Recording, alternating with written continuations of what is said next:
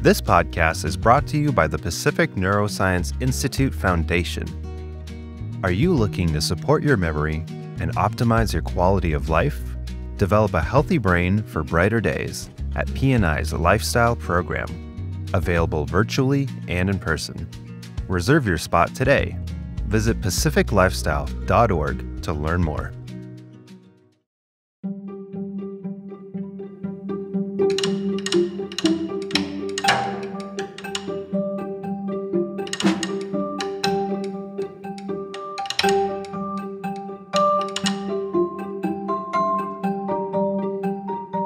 Hello, this is Anthony Effinger. I'm the host of the Think Neuro podcast at Pacific Neuroscience Institute. And today we're going to talk about something really interesting.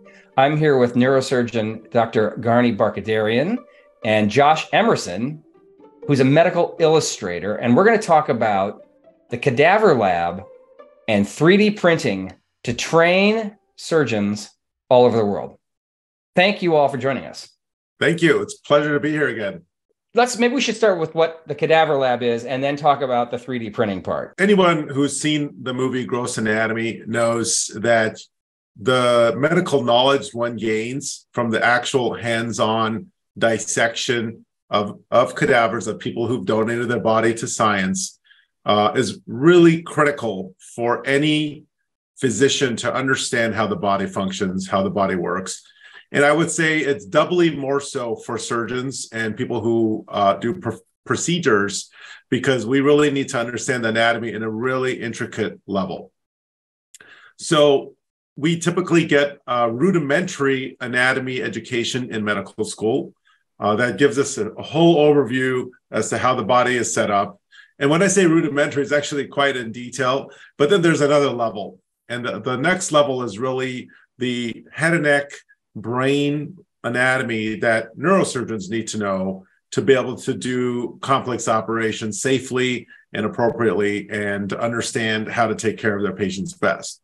So during our residency training, so that's after medical school for 6 or 7 years, during our residency, we are in the anatomy lab all the time. And most every residency program has access to a cadaver lab or courses that teach their residents how to do the particular types of operations we need to be able to do to get into the brain, to get into certain parts that are somewhat challenging.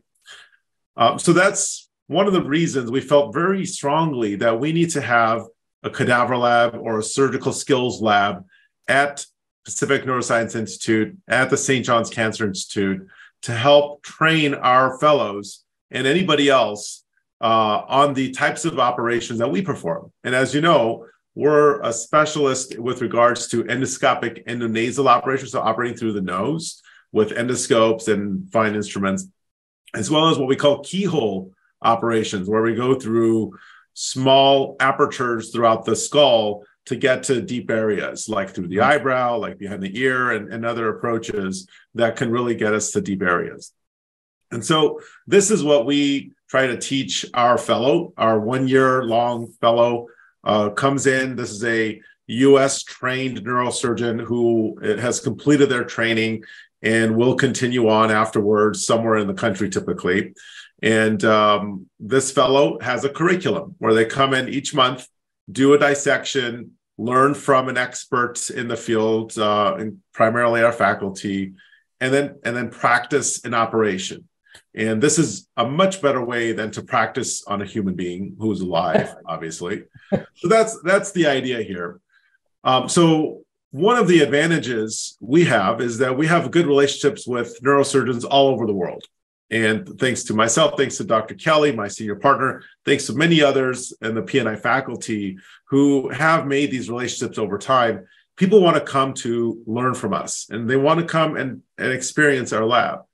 So at any given point in time, we have a handful of well-trained, experienced neurosurgeons who may not have access to the technology or the knowledge base to do these types of keyhole and endoscopic operations. So they come to Pacific Neuroscience Institute, they watch operations in real time, they see how we operate and how we take care of our patients, and then they come to our lab. And this is where we are able to teach them these types of approaches. And then they go back to their home countries and they impart that into their practice and hopefully start teaching their own colleagues how to do that and to propagate on this philosophy. So this is the time-honored tradition in neurosurgery. This has been going on for 100+ years. In fact, if you look back at my genealogy or my legacy, I was trained by my boss, Dan Kelly, and I was also trained, I did my fellowship by Dr. Ed Laws, who's a now retired neurosurgeon who most recently was at Harvard, prior to that, University of Virginia, prior to that, Mayo Clinic in George Washington. And so really a leader in the field. And he was one of the main proponents of doing endonasal operations for pituitary tumors. And in particular, when the endoscope came out, he was one of the early adopters for endoscopic operations. So he trained me. He even trained Dan Kelly, my boss. So there's that lineage. But he was trained by descendants of Jules Hardy, who was trained by Norman Dott, who was trained by Harvey Cushing. So we go all the way back 100 years. Wow. And the same idea, Harvey Cushing at Johns Hopkins, and then Dott, they went to France, they went to Canada, and all of this kind of came back down to where we are now. Is that the Cushing of Cushing's disease? That's the Cushing of Cushing's disease. Yes. Okay. That's the Cushing. He's considered the father of modern neurosurgery. And let's just remind listeners, Cushing's disease is? So Cushing's disease is a condition caused, the disease in particular is caused by a pituitary tumor that secretes excess hormones that causes your adrenal glands to make excess cortisol or steroids. Yeah. And so you're basically ODing on your body's own corticosteroids that makes you gain weight, affects your heart, your blood pressure, causes diabetes, a lot of external changes, and can be very debilitating for patients. And it's one of the curable causes of obesity and some of the conditions here, where we take the tumor out and you can go into remission and your cortisol levels come back to normal and your symptoms. Sorry to get us off track. I just wanted to have that's fascinating, that this lineage. So what you're saying is, with this lab and this work, you're propagating this teaching. We're paying it forward. Exactly. From all of this knowledge base is going on. Correct. Yeah. Great. So this is a time-honored tradition, and we feel strongly that we need to be in the center of this as well. And we've had many, many fellows that have come through our program in our lab. We've had at least 12 clinical fellows. So that's the once per year that is US trained. But we've had almost 100 fellows that have come from all over the world to spend time with us, to spend time in the lab, and with Josh and the rest of the team in the lab. And so we feel that that's a necessary part of the purpose of this lab. Now, the other aspect of this lab is to learn how to do certain operations in a better way, in a safer way, to understand the anatomy in even more detail than we already know it. And there's always something new to understand. I mean, one would think that after thousands of years of understanding the body and 100+ year of really true modern medicine, you would think you would know everything about what the anatomy is. I mean, anatomy doesn't change, but interestingly, people are still learning about anatomy in unique ways, unique perspectives and relationships there. So it's really an evolving and ever-changing field. So that's one of the other aspects of the lab. And the final aspect of the lab is to help us develop new technologies, to help us do alpha tests and beta tests of new devices, new technologies that people are trying out, and we want to use it in a real-time, quote-unquote, lab type setting before FDA approval, before it goes into a human being. And so that's part of the reason we have this lab. And so for those 4 reasons, it's really critical for us to have a lab that I think functions well. And I'm so happy that Josh Emerson is here, who is, as you said, a medical illustrator, but he is really a neuroanatomist, and he is our lab manager, and he is what really makes this lab function. So I pass the baton to Josh for your thoughts as well. Yeah, please, Josh, tell us your role first. Yeah, thank you, Dr. B, and Anthony. So I serve as the manager of the Skull-Base Lab, our skills lab, under the direction of Dr. Barkadarian. And in addition to that, I'm also the medical illustrator for the Pacific Neuroscience Institute. So it is a unique position in that when learning anatomy, similar to the neurosurgery background, we, as illustrators, we have a storied history as well. We've had illustrators, of course, dating back to Leonardo da Vinci, who was well known to essentially grave rob, for lack of a better term, in order to illustrate these human bodies through Vesalius, who was actually granted by the church to do live dissection, provided he did it in a public forum, oddly enough.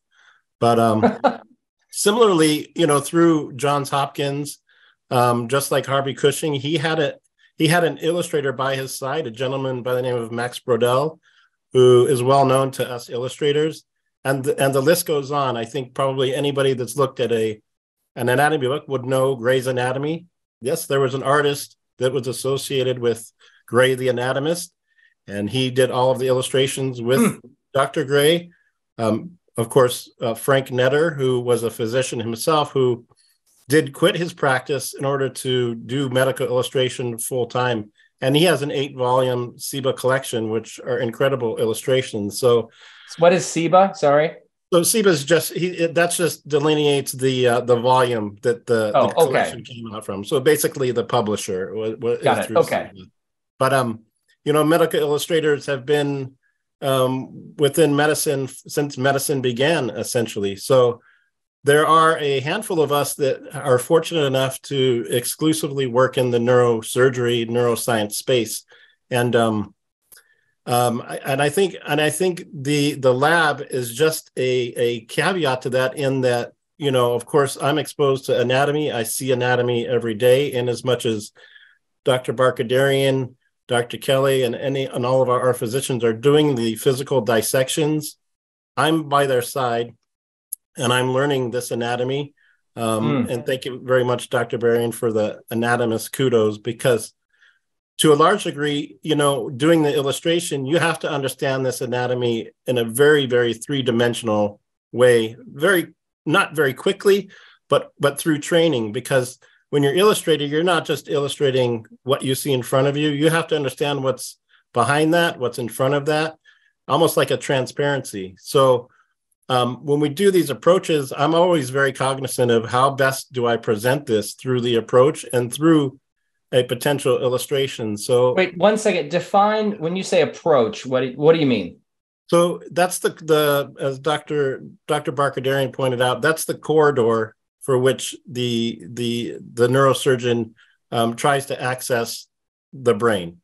So there are multiple corridors. At PNI, of course, we strive very hard to make very small incisions, go through keyhole approaches, and use gravity to essentially create a natural corridor in the brain.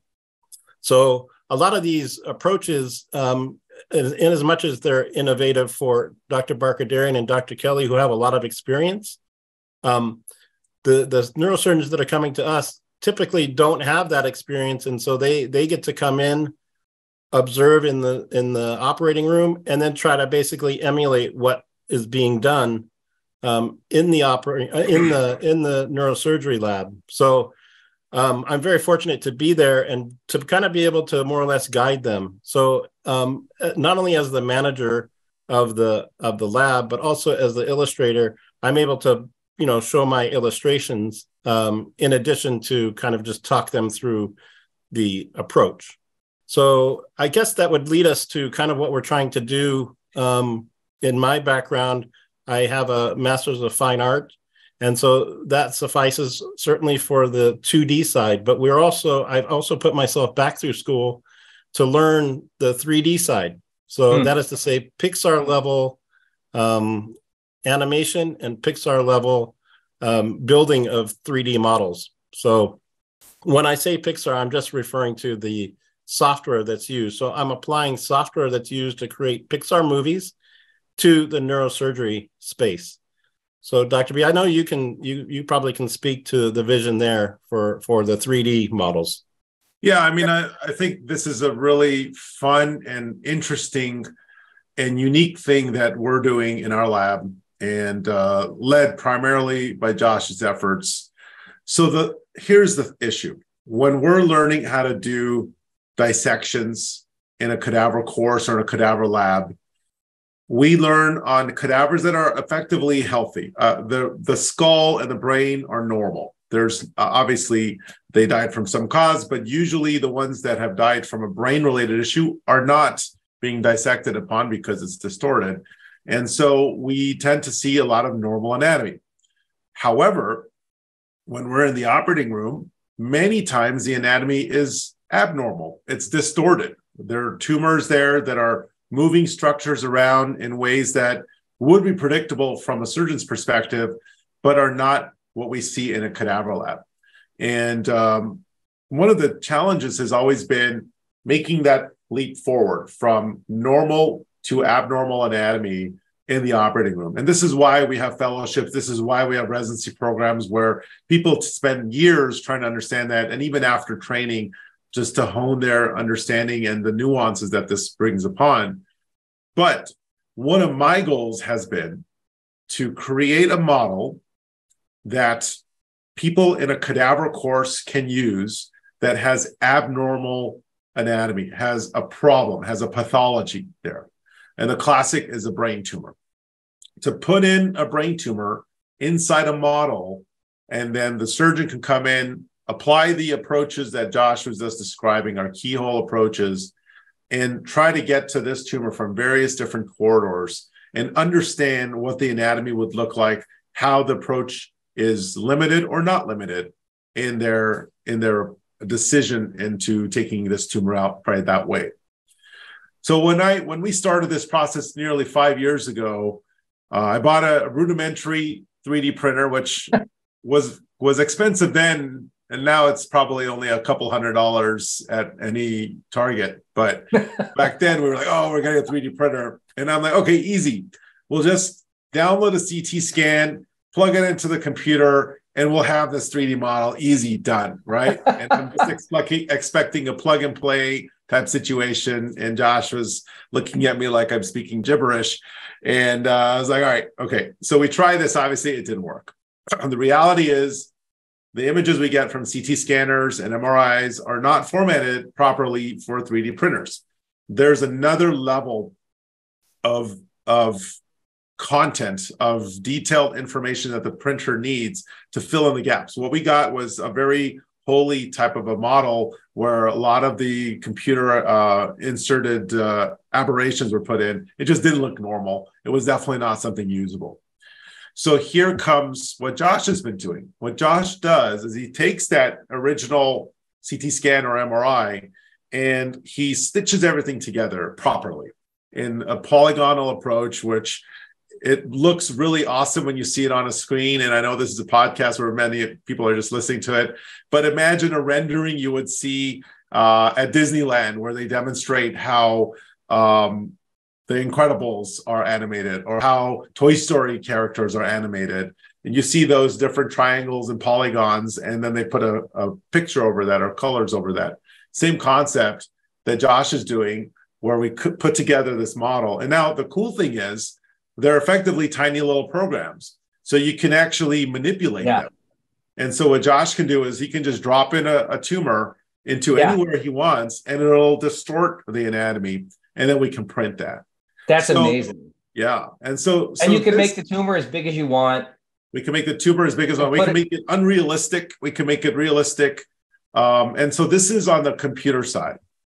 The modeling is step one of this long process.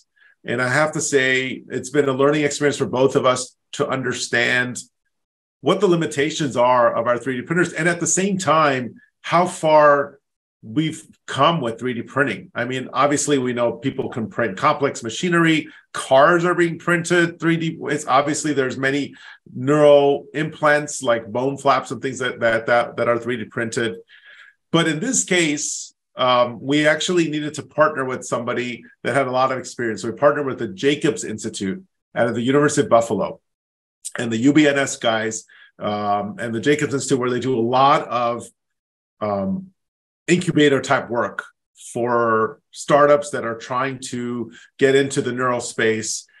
They're actually focused primarily, or their main focus has been on cerebrovascular, like aneurysms and arteriovenous malformations. So they create artery models, and they use that to create devices and things like that. Artery models, again, this is in the head. This is in the head. This is brain artery. Silicone, they 3D print it, they put it together, and then the companies can work with them to create devices that work within those confines. Well, we partner with them thanks to their expertise, and we put together a model. I don't know if, Josh, you have it. We put together this model that Josh had put together, and we were able to print it. And it's amazing on multiple levels. I have to say for people who aren't watching, Josh is holding up a skull that looks like a skull, but that is a 3D printed model. Exactly. Yeah. And I know you can't see this, but yes, it has all the anatomy in there. Oh, you just opened it up. They like the hood of a car. He just opened it up.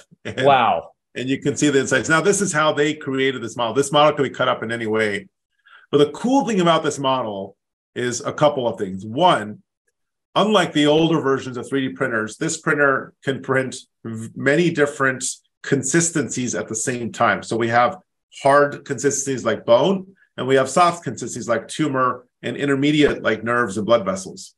So Josh, I don't know if you want to show, but we actually inserted a tumor into the skull, and it actually distorts the anatomy in a way that is quite realistic.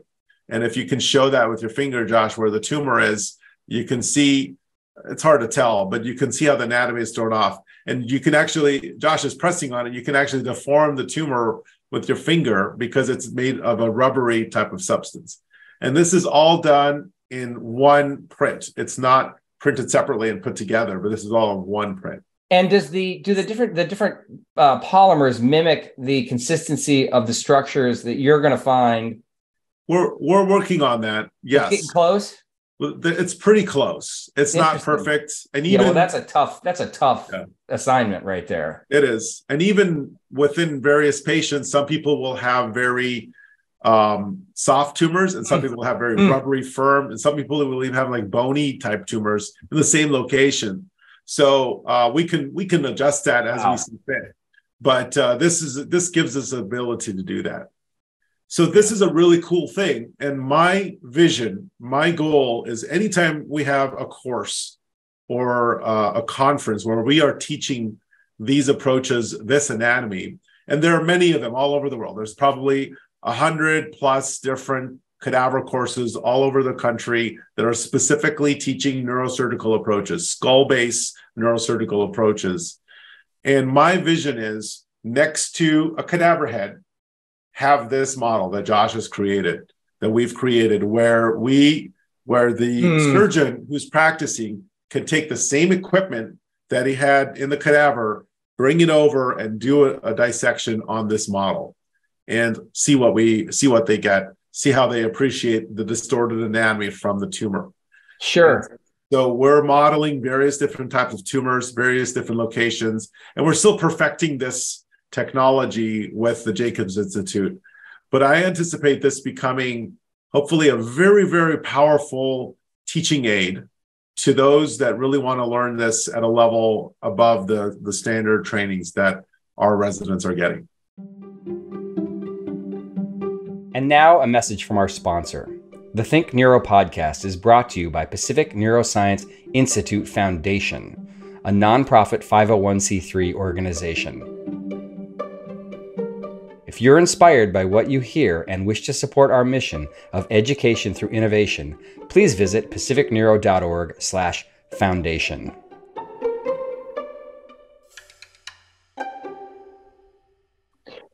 So if you had the cadaver next to the 3D printed version, would that sort of help you level set the 3D model? In a sense, like people could say, oh yeah, this is this is what the actual anatomy looks like in the 3D printed model, right? So you're kind of baselining it almost, right? Seeing them side by side. Yes. So as a user, as a surgeon, you'll see normal anatomy, and then within a minute, you'll come and you'll see abnormal anatomy. And you can go back and forth and understand what they're seeing in the cadaver and then apply it to the model and back and forth. But even the normal anatomy would be comparing the normal anatomy in the model and the actual cadaver would tell you, you could see, okay, this is how they're representing, and it's close or it's not close, or it's probably getting a lot closer. That seems like it would be a really valuable. This process is an iterative process. Yeah. And we're learning from ourselves, but we're also learning from the feedback we're getting from the people that we're working with and the people that we're teaching. So any user, anybody that actually comes and uses this model can tell us, okay, you should really tweak this here and there. Mm-hmm. This isn't that realistic. Try this, try that. It's so new that I think people will be very understanding of how it's not an absolutely perfect model and give us the feedback. And hopefully after many iterations, we'll have a model that is pretty close to reality and will add a lot of value to somebody's training. So Josh is there iterating these models over and over digitally, right, Josh? You must be just tweaking constantly, right? Yeah, I mean, as Dr. B pointed out, it's been a learning process for me as well. And so, I mean, essentially, the idea is to have one, solid model with all the bells and whistles, if you will, that the brain contains, which is a lot, and then to be able to drop this pathology into that model.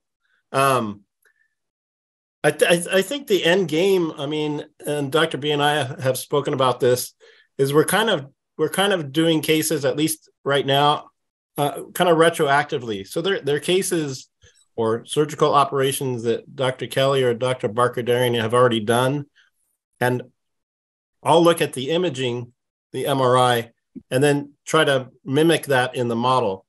So much so that the learner, the physicians will look at the MRI and make a decision based on how they feel they would approach, because a lot of the game for neurosurgery, a game of inches, certainly, but also we talk a lot about doing above or below, or what's your approach.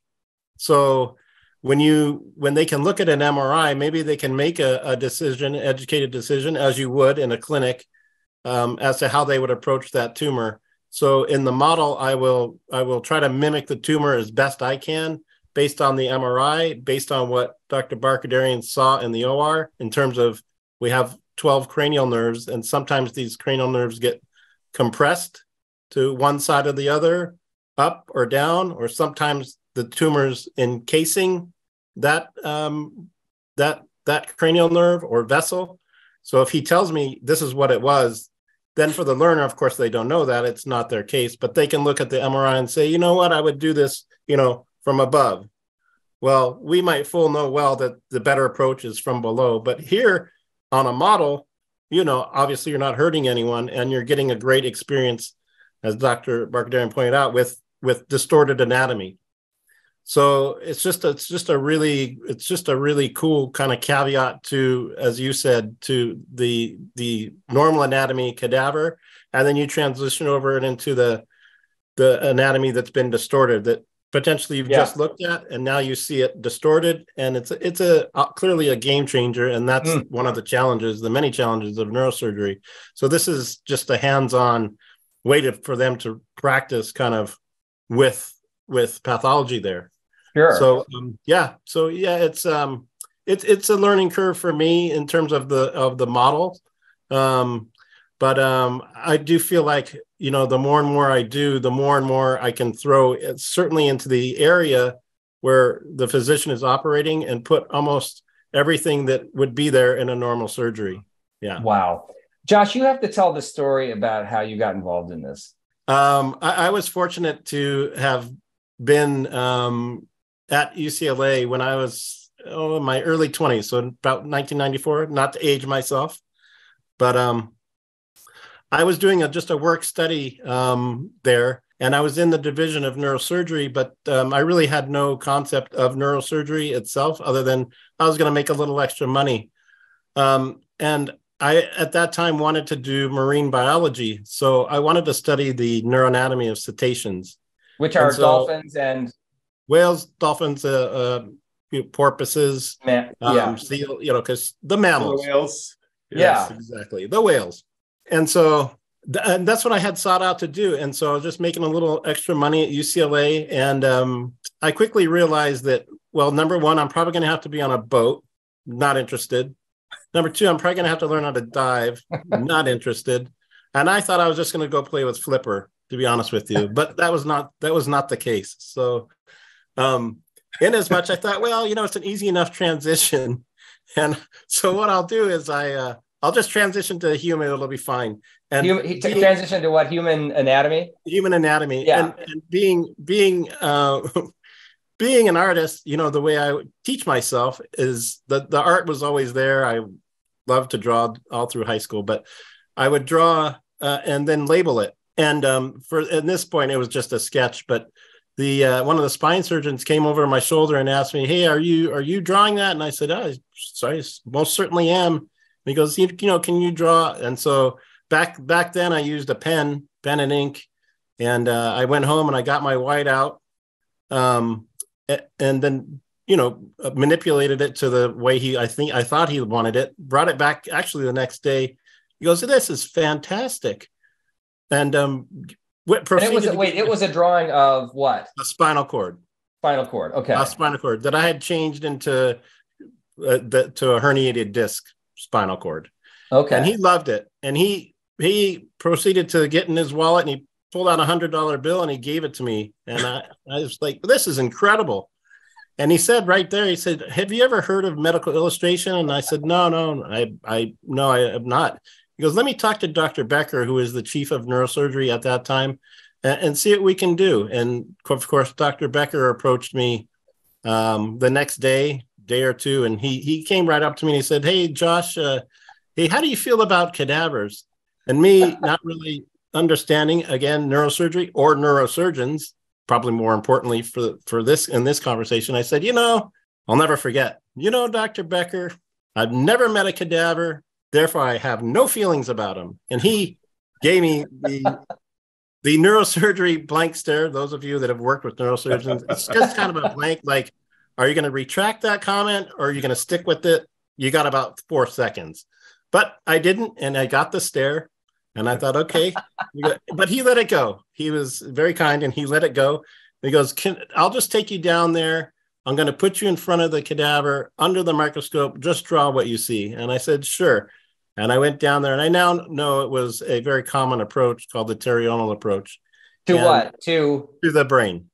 To a tumor he had? What were you? There was no tumor. It was on a cadaver. It was a normal. Oh, okay. Sorry. So as an artist, you just break down shapes. Sure. So I looked under this microscope. I did all this, and he said, "This is fantastic. Do you know what you drew?" "No, of course not." And so he proceeded to tell me what it was, and he goes, "What I'm going to do? I'm gonna pair you with Dr. Denny Malkasian, who is my mentor. He is like a father to me. Dr. Barkadarian knows him very well. He was instrumental in Dr. Barkadarian's training at UCLA. But nonetheless, I was fortunate enough to spend 24 years with him, and he would do dissections, lectures, dissections, and he was an incredible artist in his own right. So, by attrition and a strong interest by then in neurosurgery, neuroanatomy, I learned everything from him. And I was fortunate enough to garner a relationship with Dr. Barkadarian during his training at UCLA. So, and of course, Dr. Kelly, I had been doing medical illustration for over 30 years. So it was just a natural transition. And Dr. Barkadarian, basically, I said, the lab's not being funded at UCLA. And he goes, "Well, that's great. What time can you start tomorrow?" And I said, "Well," he goes, "You know what? Come in at 10. I'll give you an hour off." So I was like, "Well, thanks for the hour off." And the rest is history. So. And when was that? What year was that roughly? Boy, Dr. B, what do you think? 2015? 15, okay. Yeah, 7-8 years ago. Yeah. Wow. So Anthony, I don't know if I also have a marine biology history as well. And so Really? does Dr. Kelly, by the way. So, Yeah. What? So here's an interesting story. It's funny. I just think it's hilarious, the marine biology equivalents, and I will not make any Seinfeld jokes. But so when I was in undergrad, I was aspiring to be a doctor, and my dad's best friend is a neuroscientist, or was a neuroscientist up in Albany, New York, and he was studying nerves and how nerves function. And he had to put electrodes inside nerve cell bodies, which are really tiny. So you need the tiniest of electrodes to be able to measure and do certain things. So there happens to be an aquatic snail called the Aplychia snail that has huge nerve bodies. That you I've heard about these. Yeah. I've heard about these. Go on.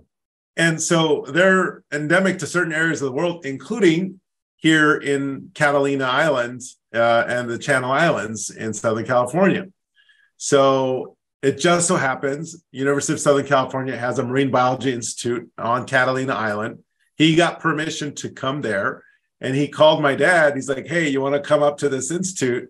My dad said, "Of course." So what are you doing? So, well, I'm going to be diving for snails. And he's like, "I'm in." And I think my son would like to help. So I forget how old, maybe 20.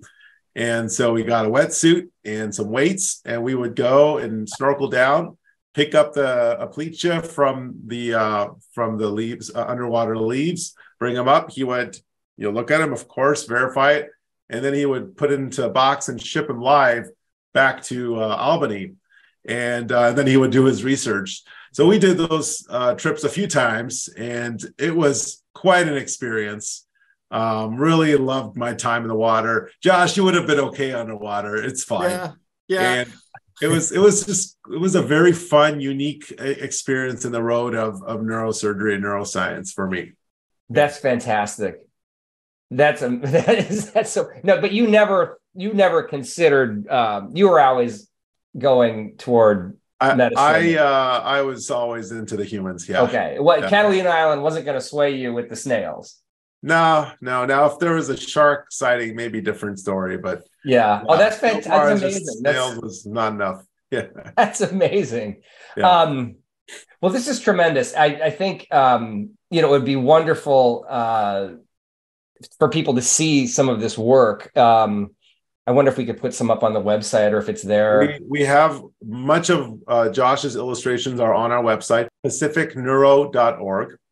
And if you see any of our publications, most of the illustrations are from Josh. And Josh, you have a website as well, right? What is it called? Neuroanatomica? It's neuroanatomica.com. Yes, thank you. Yeah.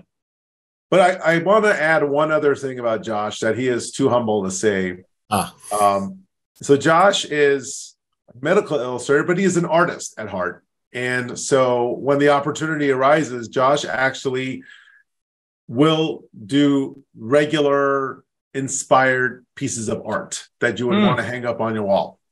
And many times that's including images or imagery of neural structures, nerves, anatomy that we see all the time, but he'll make it look like a flower, or he'll make it look like a landscape. And it just looks just so amazing.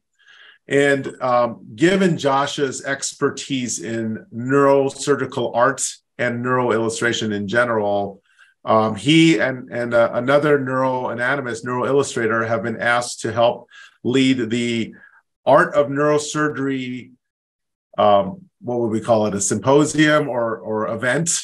Yeah, so it's going to be an experience. Thank you, Josh. Yeah. So the Art of Neurosurgery experience, which will be at this year's 2023 Congress of Neurological Surgeons annual meeting in Washington, D.C. in September. So it's not just the two of them. They're going to be rallying a number of different illustrators and artists to really talk about what it takes to become a medical illustrator, how to do it, what are their thoughts, how they actually take something from a CAT scan or an operative image and put it on paper, make it 3D, and really contribute to the field of neuroscience in general. That's So fantastic. really applaud Josh and his efforts and his work with the Congress of Neurosurgeons on this. Yeah, and in addition to that, Dr. B, we really want to help the physicians understand how do you connect with an illustrator that you like, that's in your area. So there's going to be that too. And in fact, the president of our association, the Association of Medical Illustrators, she's going to be there as well. So it's going to be a fantastic opportunity, even for physicians, to understand the illustrator's role and how they can help in those that aren't fortunate enough to have an illustrator in-house. Yeah. Wow. That's terrific. I imagine that both of you must dream about this stuff. I mean, especially Josh, I'm thinking like you're looking at this all day, and Dr. Barkhoudarian too. I mean, it must just become consuming to try to render these things in greater detail, in greater and greater detail, right?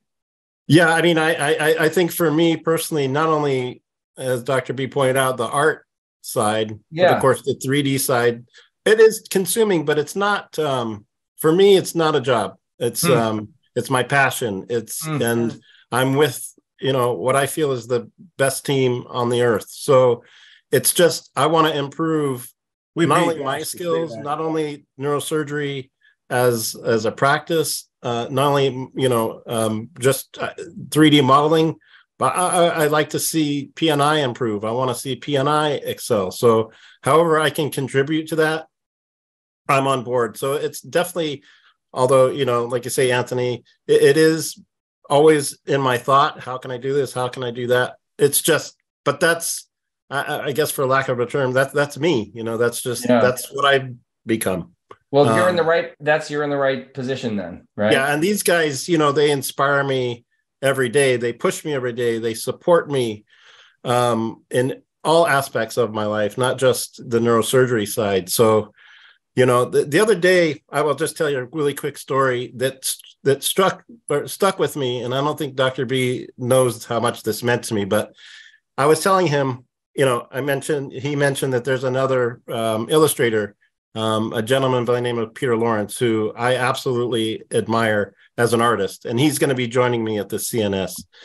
But I said, Dr. B, we got, we're very fortunate here because we're going to have the cream of the crop in terms of illustrators, and Peter's very humble in his own right and supports me as well. But Dr. B looked at me again with the neurosurgery stare, the 4-second pause, and he said, "Josh, you are the cream. In fact, you're cinnamon cream. Don't forget that." So it's just stuff like that, just to build me up and make sure I know I'm there too, and so that's the kind of thing, that for PNI, I know it's a little sidebar, but that's what they bring. And as artists, we're kind of like, we don't really, well, I guess Dr. B is saying I'm humble, but we don't really value ourselves probably the way we should. That's just innately an artist thing. So, but it's those things that you just go, okay, well, I'm exactly where I should be. So it's just such an honor. Yeah. To think that all started with a chance encounter with you drawing, that's a little, that almost gives you vertigo thinking about that, right? I mean, it's like, I kind of chalk it up to fate, it's just, you're something. Right place, right time. And, so it's so much, but that's terrific. Well, this has been great. And, we'd love to hear more because this is obviously going to be, fast moving. There's going to be a lot of advances and a lot of progress. So keep us up to speed. I just want to thank a few people about the lab. This lab is funded fully by philanthropy. It would not exist without our donors and our industry support.